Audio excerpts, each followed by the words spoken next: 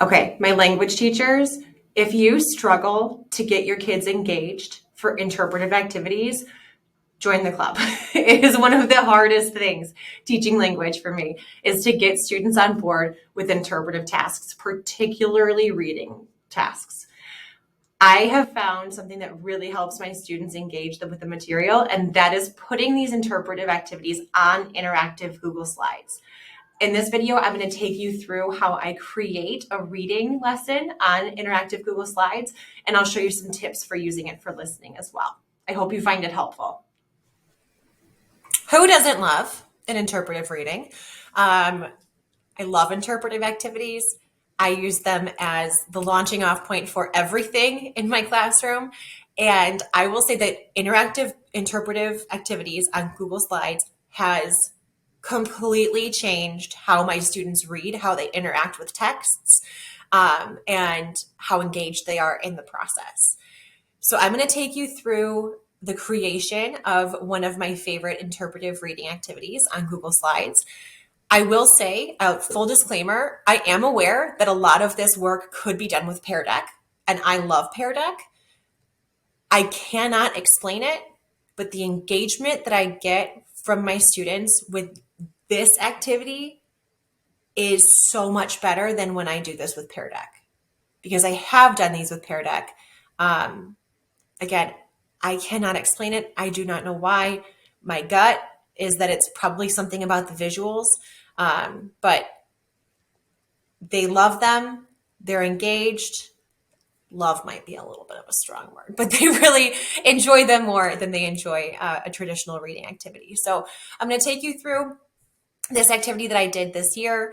I want to offer the disclaimer first that I have done more of these than I can count, and it took me a long time to get to the point that I really liked how they looked. So play around with it. The more you use Canva, the more comfortable you will be with it.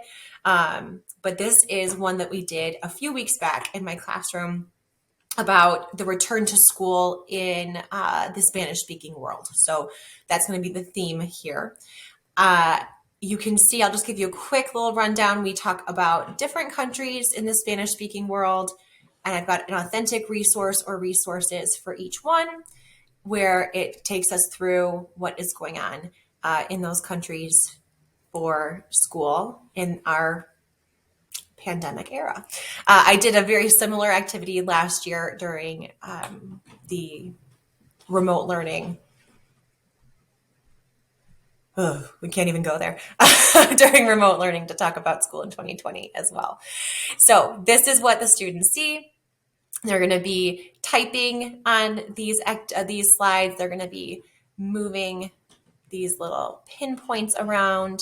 They're going to be watching a video, a lot of different things that they'll be doing. So in order to start this, I went to Canva, my favorite place of all time. And I went create a design, and I did education presentation. It can also just be presentation. Either one's fine. As long as it's that 1920 by 1080 pixels, that is what we want. When I got there, I did not use a template. I just used my own. I used elements.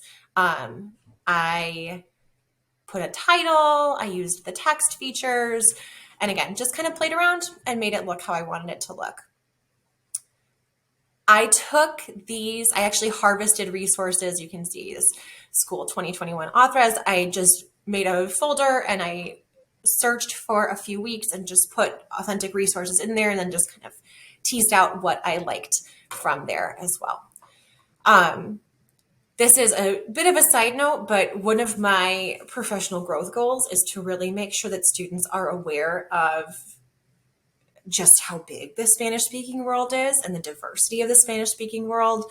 We tend to, I think, Spanish-speaking cultures tend to get kind of lumped together for our students. And so I intentionally put a map on each of these slides to show where this country was, because it's really important that they know that Spain is in Europe and that Uruguay is in South America. Peru is in South America, but it's not the same as Uruguay. So those are just little culture side note there. Okay, so for Spain, I found this great article, and there were a few words that I thought they would really need to know in order to be successful. So I copy and pasted some article in there. I've got the title, I've got the credit here. It's from the Associated Press. And then I had to figure out, what do I want them to do? I knew that I wanted a one-sentence summary. That's what I call the main idea portion of the integrated performance assessment. It just is a little bit of a branding thing, one-sentence summary in English. So I knew I wanted that. And then I knew that I wanted some supporting detail work. And I was trying to figure out what the best way to do that was.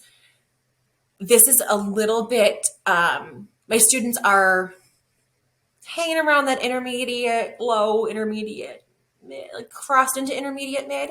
So this is challenging. This is a challenging resource. And I always say, well, we always say, I did not come up with this, edit the task, not the text. That is what I live and breathe in my classroom. So for me, the appropriate task here was to provide the students with true statements and then have them find the evidence. That really scaffolds this reading and makes it a lot more approachable for them. So that's my Spain.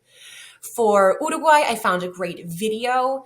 And so I left a space here that I could put that video in Google Slides. I knew I wanted a cultural comparison because that was going to be on our summative. I really wanted to spend some great time with that. This video has Spanish subtitles, so they get that visual input as well. So they're reading and listening. So I figured that this one, they would be okay with a true false, some keyword recognition, and again, that one sentence summary. For Peru, I also found a great video, and I knew that I wanted to have them watch it, but I also had this great article. The article had more information, and then the video was just a really short extension of that article. It was related. So I wanted the article to be the main focus here, and then I wanted them to watch this video as well. So I wanted them to do meaning from context for the article, and then the personal reaction from this video. So you'll see I put for right here, this does not link to anything in Canvas. I link this after the fact in Google Slides. I just put an element for YouTube here. And then Mexico, I've got a great article as well. This was, again, a little bit challenging. So I wanted to scaffold with, here are some true statements, find the evidence. There's a dicho, I love that, no hay marcha atrás. So I wanted them to figure out what that might have meant with the visual supports of adelante and atrás with those arrows, and then an inference as well. So this is just, the students can't type on this. This is all just me creating those background images. So what I then did is I downloaded them as PNGs and made them the backgrounds of my slides. Again, you do that by going background, image, and then you upload your image that you want as the background. The best thing about this for interpretive reading activities is that there is no easy highlight. Can students type in the words to Google Translate? Yes. Do they? No, because it's a lot more of a thing. And it's a lot more of a process. So I find that this really deters that desire to cut the corner, or the panic of, I don't know what this means, I have to look it up. This kind of has them slow down and really helps them walk through those steps, which is one of the most important things to me. Okay, so I made this my background image. I downloaded it from Canva. We'll go with Spain first. I downloaded this image. I made it the background of my Google slide. Now for the one sentence summary, I added in a text box. So to add in the text box, you just click this text feature and drag a text box here. I love the font. Oh, goodness. I love the font Able for my texts here. It's kind of narrow and allows students to write more. Now this little format tool that pops up. This is really important. I always go to shrink text on Overflow. That way, if the students write a lot, it shrinks the text instead of extending the text box. I just find that makes it look a lot nicer, and they get a little wigged out if the text box starts to crowd into other things. So that, again, if you click here, shrink text on Overflow, and then your text box can be as big as you want it to be. So then for Busca la Evidencia, I wanted to create these little pins. I've got A, B, C, D, and E, and I wanted to make little icons that had those corresponding letters so students could drag them in. So what I did was I went to Canva and I made these images. These are just 100 by 100 pixels, so they're very small. The way that I got to that was I did create a design, custom size, and then I just did 100 by 100. I come up with a blank one for us so we can go through all these steps. So I've got a blank square image here. I go to Elements, and I'm going to write pin. I like this one, but again, you can use any one that you want to. And then you're going to want to make this the full size of the image. You want it to go from top to bottom. You can change the color. I did just to match the palette that I was using. You can change the color to anything you want to. And then I added in text. I just said, oh, sometimes your text does get a little bit lost. So you can always shrink it and pull it down so you're not gonna lose it. So I'm gonna say A, and then change my font. I love. It's one of my favorite fonts. Make it bigger, move it around, and there we go.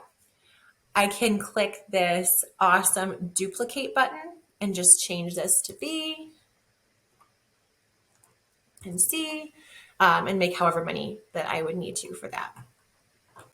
And then I hit download PNG, and this is the most important right here, transparent background. You can only do this if you have a premium account. So again, make your Canva educator account. It is so worth it. Transparent background. You can download all three. I'm just going to download one for right now to show you. It'll come in. I'll download it to my computer here, and then I can just drag it in, drag it over to the side. You can resize it. But that's how I put in my little images there. Again, that transparent background for the PNG when you're downloading from Canva is key. It makes it look sharp. It makes it look visually engaging. The kids really, really love visual. We know this about our students. So that's what I did for Spain. Now, Peru, I wanted to do meaning from context. So I have a few words that were, I wanted them to be able to figure out as they were reading. So what I did here was I, again, went to Canva. Let's see what size I made these. I did keyword recognition. These ones, I believe, are 100 by 50 pixels. Again, you can kind of play around. They do not have to be exact. Your dimensions need to be exact, but then you can resize when you put those images in your Google Slides. I just made the background the color that I wanted, put in my text.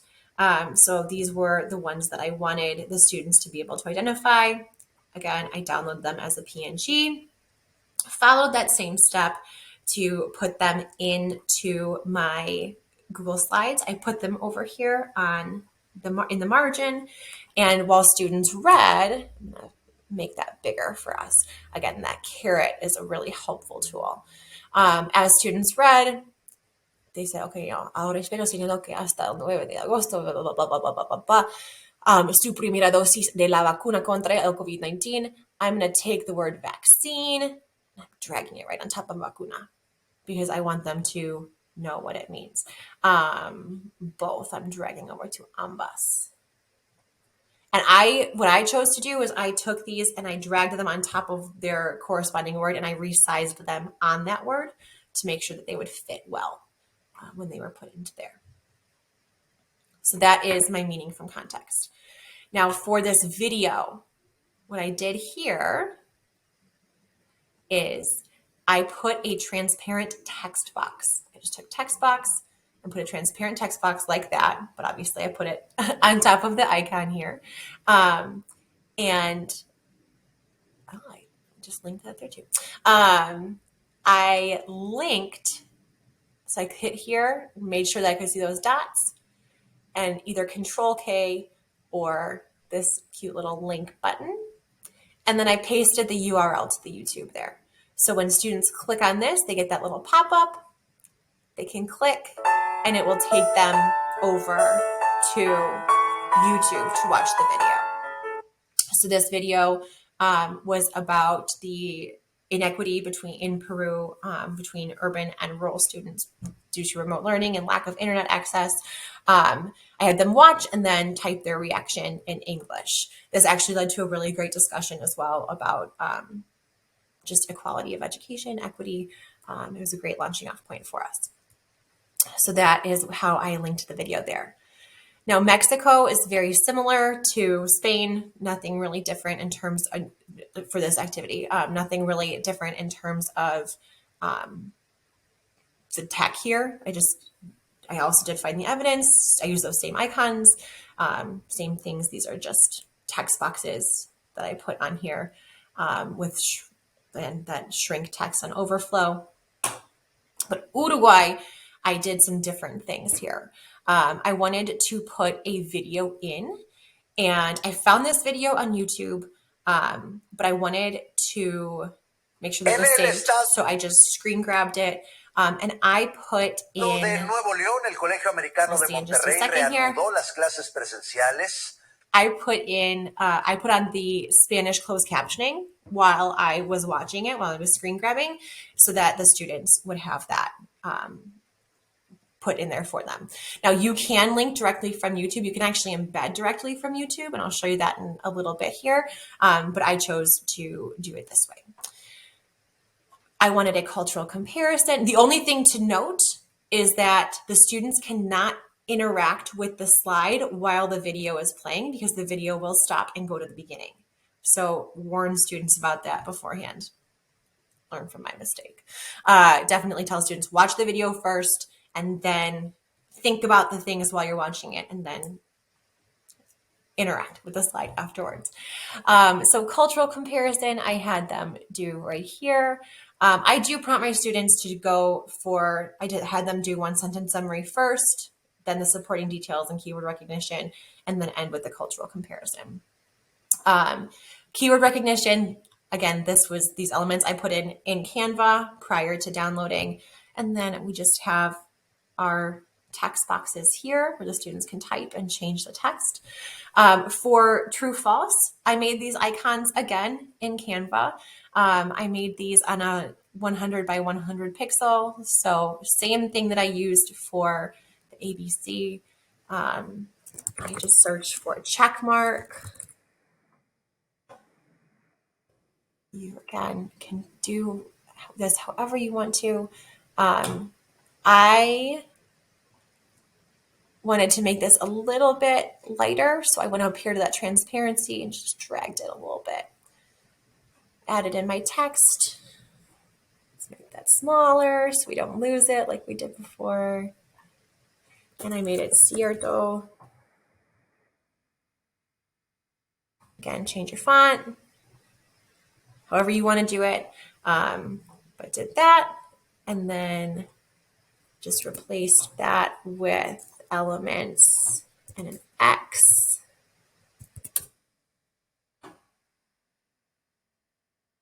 Just again, make sure that that element takes up the whole thing also. And I'm going to make that a little bit more transparent as well so that the file also stands out.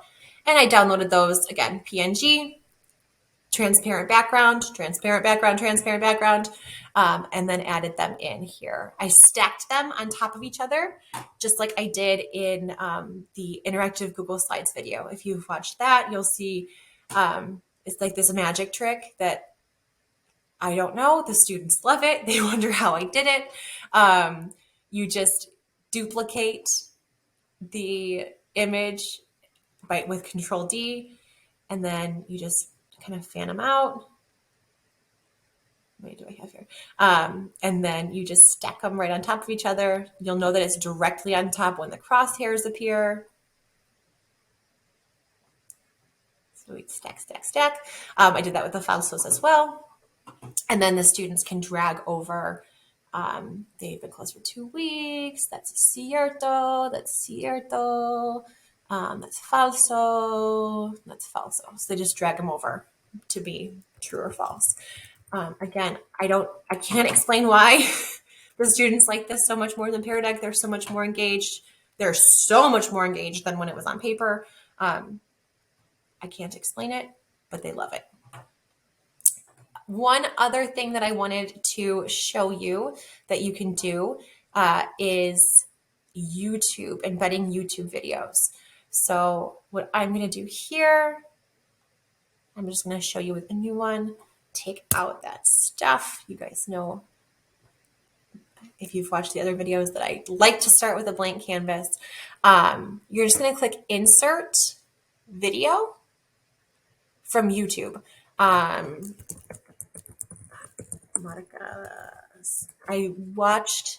We did this one, we're doing this one actually in my class right now. Just a YouTuber and her, like a little vlogger who went to school in both Mexico and the US. So you can embed that video. And this is the feature I want to show you, is this start at, end at. This is a 26-minute long video, which is a lot, but she's got some really good stuff. Now, she does have a little bit in there that I don't want my students to see. Not that it's horribly inappropriate. It's over their heads. So here I can watch what she says. Todo está documentado en libros. So Le recomiendo que lea. This is just her Tienen que intro. entender que ya están entrando en una etapa, en la pubertad. Huelen mal, hijas, huelen mal. So I didn't really want that intro in there. So I can choose to start at 12. And then let's say that I want to end,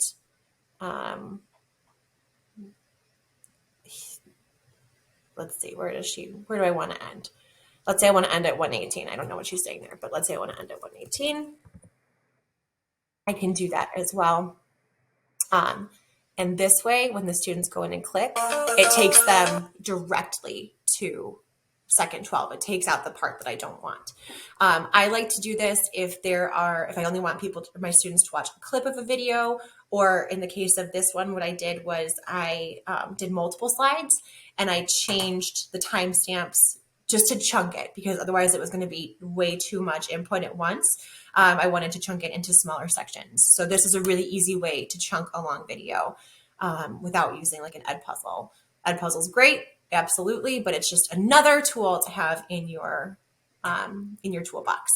I will say though, you again cannot have the students interact with the slide while the video is playing. So that's one thing that I am hoping maybe someday we can, but know that if you want them to do an activity with the video, I would recommend having them do that on paper while the video is playing on Google Slides. It's a great way to show them the video in chunks, but that's my recommendation, is have them use the paper to answer the questions.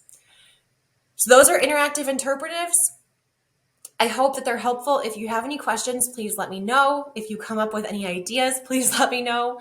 And I, again, hope that this is helpful, hope that it can help you and your students.